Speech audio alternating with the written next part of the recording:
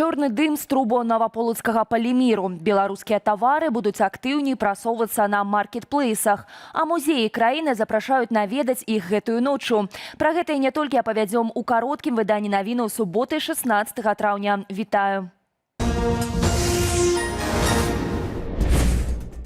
Чорны дым над Наваполацкам. Жыхароў гораду заклікаюць не панікаваць. Сёння з 8 гадзіны факельны ствол першай чаргі вытворчасці поліэтылен на мясцовым прадпрыемстве «Палімір» перыядычна працуе ў так званым сажавым рэжыме.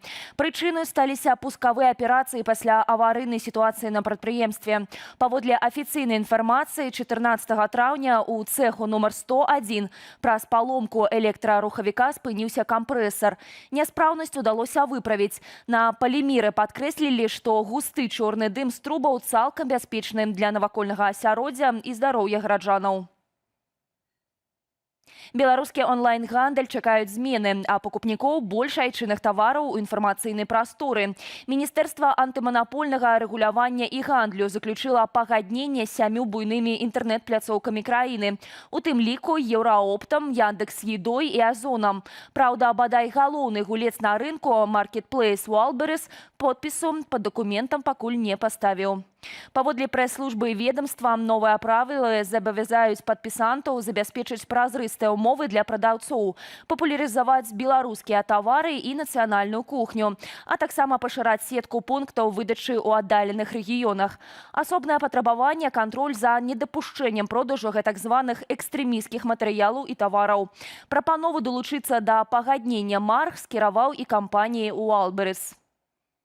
714 рублёў падатку. Такі рахунак атрымала беларуска за сваіх сабакаў. Жыхарка Слонімскага раёну паказала квітанцыю ў садсетках.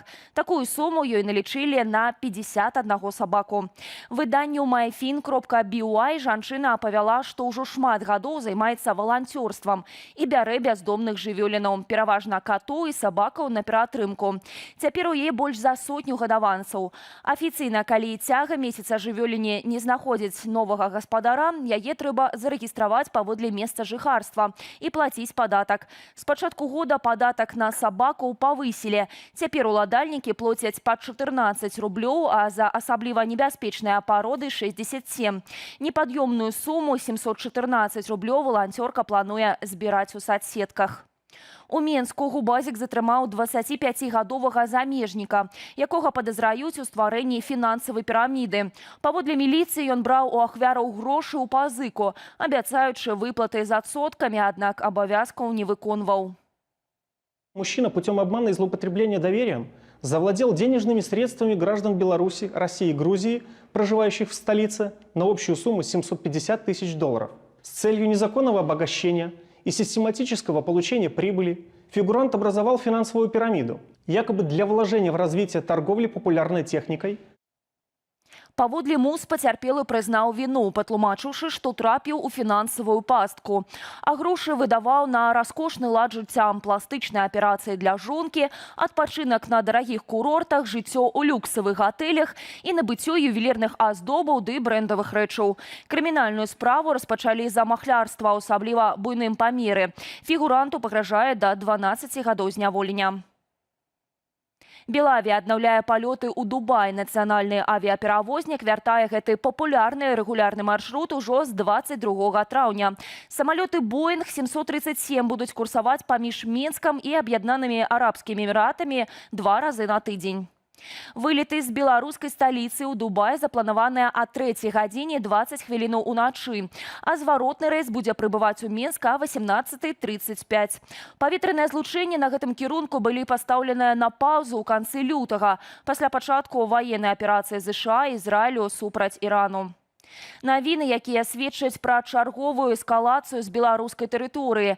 Масква не пакідае спробу уцягнуць Менск у ваенныя дзеянні, пра што афіцыйна заявіў прэзідэнт Украіны Владзімір Зялінскі пасля тэрміновай нарады з сілавікамі і выведкаю. Мы ведаем, што адбыліся дадатковыя кантакты паміж расейцамі Александрам Лукашэнкам, мэта якіх пераканаць яго далучыцца да новых агрэсіўных аперацый у Расеі. У прыватнасці Расія разглядае планы аперацыяў у паўднёвым і паўночным кірунках ад тэрыторыі Беларусі, альбо супраць чарнігаўскага кіеўскага кірунку ва ўкраіне, альбо супраць адной з краінаў НАТО, менавіта з тэрыторыі Беларусі.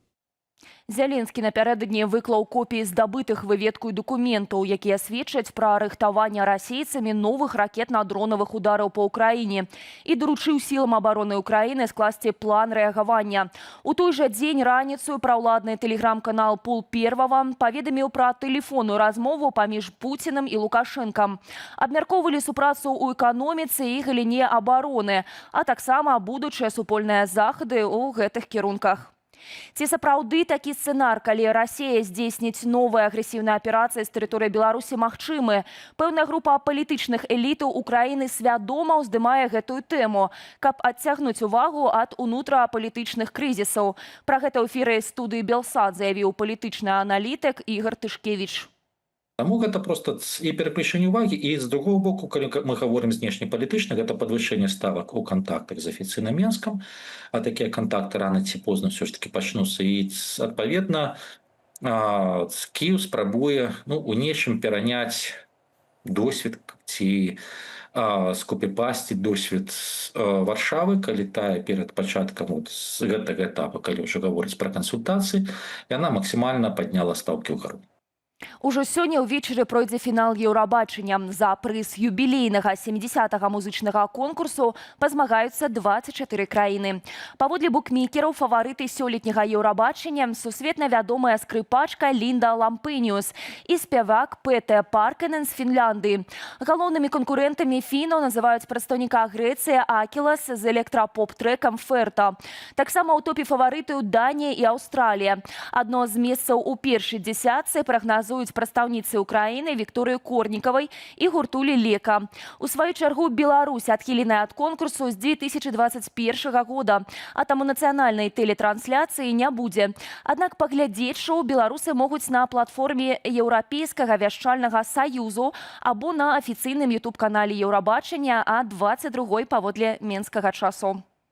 Квесты, канцэрты, тэатралізаваныя экскурсіі, сустрэчы з гісторыяй у незвычайным фармаце. Усё гэта чакае наведнікаў ночы музею ў сталіцы. Сярод асноўных пляцовак гораду нацыянальны мастацкі музей. Сёлета там падрыхтавалі праграму, прысвечаную сіняму колеру. У літаратурным музеі Богдановича пройдуць спектаклі для маленькіх. Паразмаўляць пра эратызм у карцінах прапануюць у Нацыянальным цэнтры сучасных мастацтваў. А ў парку гісторыі Сула зладзяць інтэрактыўную вандроўку, паляванне на цмока з жывымі спевамі і паказам модаў. Ноч музею пройдзе і ў рэгіёнах. У Нясвіжы наведнікі будуць разгадваць таямніцы старажытнага архіву, шукаць зніклыя лісты і сустракацца з антычнымі персанажамі. У горадні ноч музею прысвеціць Шекспіру з квестамі, майстар-класамі і лекцыямі пра міфічных істотаў. У Полацку можна будзе пабачыць, як нараджалася беларускае кнігадрукаванне і нават паспрабаваць пісаць пяром. Магілёў, у сваю чаргу, запрашае на гістарычныя квесты і кінахроніку, а Гомель на вялікае арт-падарожжа праз беларускую культуру, музыку і сучаснае мастацтва. Больш падрабязна пра падзеі дня распавядуць мае калегі ў вечаровым выданні «Аб'ектыву». Каб не прапусціць галоўнага, падпісвайцеся на сацыяльныя сеткі Белсату, стаўце лайкі і каментуйце гэтае відэа. Так вы дапамагаеце прасоўванню незалежнай інфармацыі. Аднак не забывайцеся на захады ўласнай лічбавай бяспекі. Беражыце сябе і заставайцеся з Белсатам.